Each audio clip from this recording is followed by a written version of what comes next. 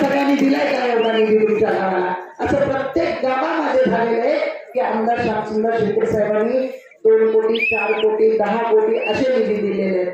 मग आशाताई शिंदे यांना उमेदवारी का? त्याचं कारण आहे आमदार श्यामसुंदर शिंदे साहेब काम करत असताना त्यांच्या खांद्याला खांदा लावून 24 तास सकाळी 8 वाजल्यापासून रात्री 12 वाजेपर्यंत आजपर्यंत दिवशीपासून मतदारसंघात पाऊल ठेवला. दिवाळी, दसरा, पंचमी, लक्ष्म्या सगळे सण मतदारसंघात आणि सगळ्या लोकांबरोबर. त्याच्यामुळे ती दखल भारताच्या लेवलवर चर्चा केली गेली आणि तिथं सुद्धा मला दोन्ही पक्षातून तिकीट घ्या म्हणून ऑफर होती. पण बीजेपी सरकार मला घ्यायचं नव्हतं कारण आपल्या शेतकऱ्यांना दुःख सगळ्यांना म्हणजे परिस्थिती चांगली नाही.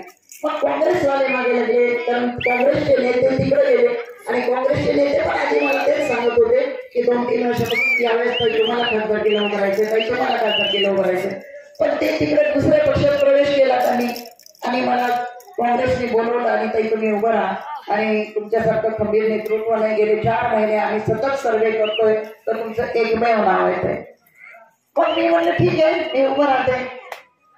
पण आमचे पतिराज आमदार साहेब त्यांना कोणीतरी इकडून सांगितलं असेल कशाला भाऊ आहे तिथं जाऊ द्या ना साहेब काय करायचंय कुणीतरी जाऊ द्या ना काय निवडणुकीला बोलवणार आहे. मला एक असा फोन आला मुंबईहून साहेबांच्या मित्राचा म्हणलं काय तुम्हाला खासदार म्हणून काय करायचं? खासदार म्हणून काय करायचं म्हणजे मी काम करते माझ्या मेहनतीवर मला तिकीट मिळाले आणि भारतातल्या उच्च संसदेत मला प्रश्न मांडायला मिळतात सगळ्या महिलांचे सगळ्या शेतकऱ्यांचे सगळ्यांचे. आणि काय करायचे म्हणजे मी कामं केली म्हणून मला बोलवलं गेलं. मी जर घरी बसले असते तर मला कोणी बोलवलं नसतं. मी आमदाराची बायको म्हणून गेले आणि पण आपल्याला काय करायचं साहेब करतील कसायचं ते निधी आणतात आणि लोकांना निधीच पाहिजे. असं जर केलं असतं तर मला तिकीट जाहीर झालं नसतं. पण मला तिकीट जाहीर झालं नव्हतं. पण आता नाही आपण एवढ्या उच्च पदावर होतो आपण खासदार कशाला व्हायचे जाऊ द्या. अजून कुणी साहेबांना सांगितलं असेल पण आमच्या पतिराजांनी तिथं जाऊन सांगितलं माझ्या बायकोला फोन करू नका माझी बायको काही उभं राहणार नाही. संपला विषय. मग म्हणलं जाऊ दे आता नवरा सांगतोय भावाच्या विरोधात उभं राहू नको. मग सासरवाडी माहेरवाडी कशाला तोडायचं कुणाकडे तरी एकाकडे राहावं लागतं की नाही. बायकांची फारफार घेतली असते बघा आपलं राहतो म्हणलं तर काय जमणार तर इकडे तरी राहावं लागतं ते इकडे तरी राहतं. त्यांचं सांगणं आणि भावाच्या विरोधात उभं राहणं सोडून द्या. पण काय झालं व्हायचं तेच झालं. तिथं त्यांना लोकांनी नाकारलं जिल्ह्यामध्ये आणि आले इकडं. मग आता आले इकडं मी म्हणते आले म्हणाला आता कारण त्यांना परत संधी मिळाली होती खासदार केला लढवायची होती दक्षिणमध्ये लढवायची होती पण नाही बहिणीच्याच विरोधात उभं राहायचंय. बरं बहीण पण अशी तशी नाही. बहीण सगळ्या गोष्टीला खंबीर आहे आणि 60 वर्ष त्याच्या मागे सावलीसाठी उभी राहिली आहे. त्याच्या पाठीवरची मी बहीण आहे. लाडकी बहीण म्हणजे 4 भावातली एक बहीण आहे. आता लाडकी योजना आणल्यानं काय झालं 4 बहिणीतली एक लाडकी बहीण आहे. पण जी बहीण पाठीवर जन्मली ज्या बहिणीनं तुझ्या सावलीसारखं 60 वर्ष उभं राहून तुला सरपंच पदापासून खासदार पदापर्यंत नेलं त्या बहिणीला तू एवढा बहिमान होतो आणि तू म्हणतो की एक बहीण गेली तर काय झालं 1000 बहिणी आहे.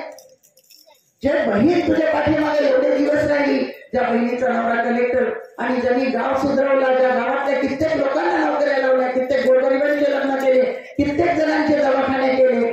मग मलाही वाटत राहिले की आपला नवरा कलेक्टर एवढं सगळ्यांना करतो मग आपल्याही भावाला आपण मोठं करावं.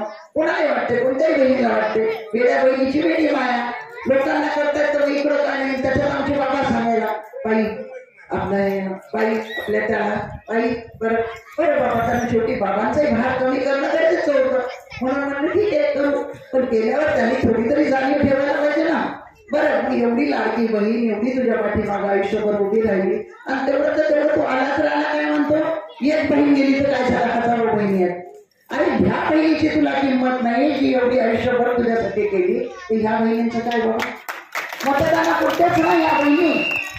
अरे बरं लाडकी बहिणी योजना आणली ती सरकारची योजना आहे. कुणाच्या घरदार विकून कोणी दिलेले नाही कुणाच्या घरावर कोणी कर्ज काढून दिले नाही. आपल्या महाराष्ट्रावर कर्जाचा डोंगर काढून आपल्याला पैसे दिले आणि ते कर्ज आपल्याला फेडावं लागणार आहे. अजून उद्या आपल्याच याच्यातून वसूल करून घेणार आहे.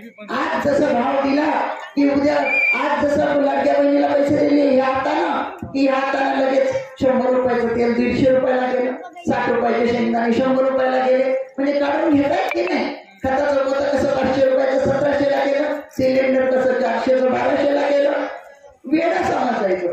पण ही जनता होळी राहिली नाही. या जनतेला सगळं कळते जनता सब कुछ जानती है.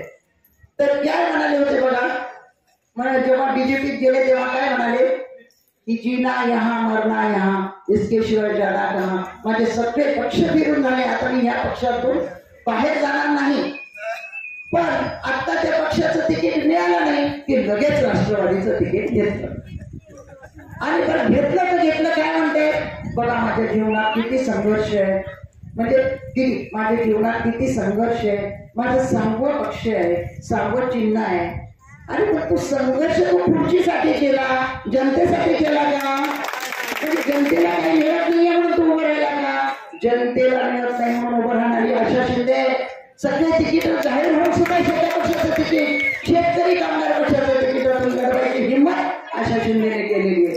जे की एवढा छोटा पक्ष आहे हे देतो ते देतो पण काही नाही म्हणलं आम्हाला शेतकरी कामगार पक्षातूनच निवडणूक लढवायची कारण कष्टकऱ्यांचा गोरगरिबांचा शेतकऱ्यांचा पक्ष आहे. या पक्षाने आधी 35 वर्ष आपल्या कंधार राज्य केलेलं आहे. केशवराव धोंडगे साहेब 35 वर्ष इथं होते.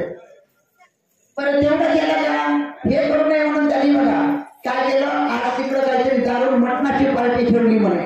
आता आलं वाटतं सगळे दारू मटण घेऊन कारण का तर विभाजन व्हावं इथं येऊ नये म्हणून. पण जाऊ दे त्यांची दारू मटणाची पार्टी ठेवू नाही तर कशाची पार्टी ठेवू. पण त्यांनी काय केलं ही बहीण कशी जिंकते घाबरले आणि माझ्याच नावाची दुसरी महिला उभी केली आणि ती आपल्या मतदारसंघातली नाही बरं दुसरीकडून आयात केली आशा शिंदे.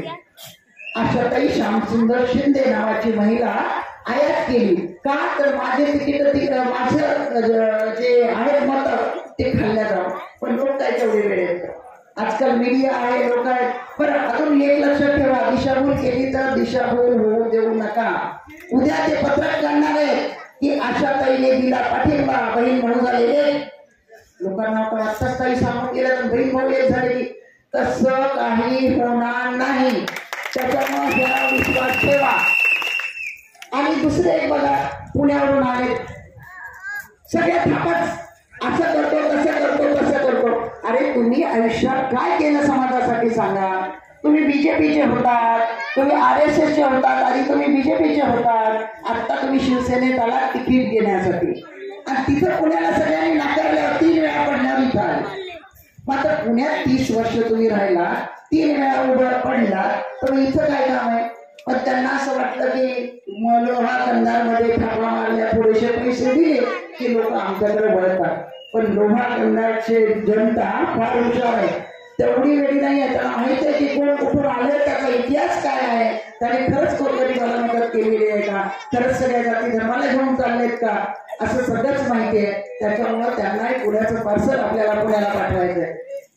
दुसरं आम्ही आलं तेव्हापासून आपल्या लोहा कंधारमधल्या 70% केसेस कमी झाल्या. कुणाचे डोके फोडले नाही कुणाचे बोट छाटले नाही कुणाला मारामारी केली नाही. काल सुद्धा त्यांची सभा होती चालू आणि एक जण उठला आणि म्हणला साहेब तुमच्या त्या दुकानदाराने मला माल दिले नाही तर त्याच्या डोक्यात काठी घातली. कालची गोष्ट आहे आणि डोकं फुटलं. तो काही माणूस मला सांगायला आला होता ताई माझा फोटो काढा आणि सांगा सगळ्यांना. म्हणजे अशा पद्धतीचं दहशतीचं राजकारण आणि तुम्हाला सगळं माहिती आहे घरकडे ते केसेस तुमच्या गावात असतील की नसतील मला माहित नाही पण गावागावात त्या केसेस तर त्या 100% केसेस कमी केलेले आहे. जातपात धर्म न पाळता काम करणारे आमदार श्यामसुंदर शिंदे साहेब आणि आशाताई शिंदे. मी थोडक्यात त्याच्यातून सांगते. आता काल जर पांडुरंग गाणे आले असते तर आताच डॉक्टरांनी सांगितलं की आमचा पाठिंबा आशाताईला, तसं प्रत्येक धर्माचा पाठिंबा आपल्याला आहे. मुस्लिमांचा आहे, बौद्धांचा आहे, मातंग समाजाचा आहे. त्याचं कारण सांगते तुम्हाला. मी खूप इतिहास सांगत बसले. सगळ्या गावात सगळ्या जाती धर्मासाठी आपण विकास केलेला आहे. त्यांनी मागितलेल्या गोष्टी आपण हे केलेलं दिलेलं आहे. तर सांगायचं उद्देश की एक छोटस उदाहरण सांगते. लोह्यामध्ये छत्रपती शिवाजी महाराजांचा पुतळा बसायचा होता. 20 ते 25 वर्ष त्याच्यावर राजकारण केलं जात होतं की त्याचं श्रेय कोणी घ्यायचं, त्याचं श्रेय कोणी घ्यायचं. पण तो पुतळा आम्ही आल्यानंतरच लोह्यात बसला. त्याच्यानंतर डॉक्टर बाबासाहेब आंबेडकरांचा पुतळा लोह्यामध्ये कोणी बसू देत नव्हतं. आणि ती महिला सतत मी आल्या तेव्हापासून ताई महिलाच महिलेचं दुःख जाणते हो, ताई महिलाच महिलेचं दुःख जाणते हो. कारण ती त्यांच्या ह्याच्यातले ते देव. मग ती सारखी मला म्हणायची की महिलाच महिलांचं दुःख जाणते. मग 1-2 वर्ष थोडंसं हे केलं की बाबा आपल्याला काही माहिती नाही नेमकी यांची समस्या काय. जेव्हा मग 2-3 वर्ष झाल्यानंतर मी विचार केला की नाही यांचं काय म्हणणं आहे ऐकू आणि पुढे करू. बघितलं तर बरेच पेपर्स होते. मग आपले आमदार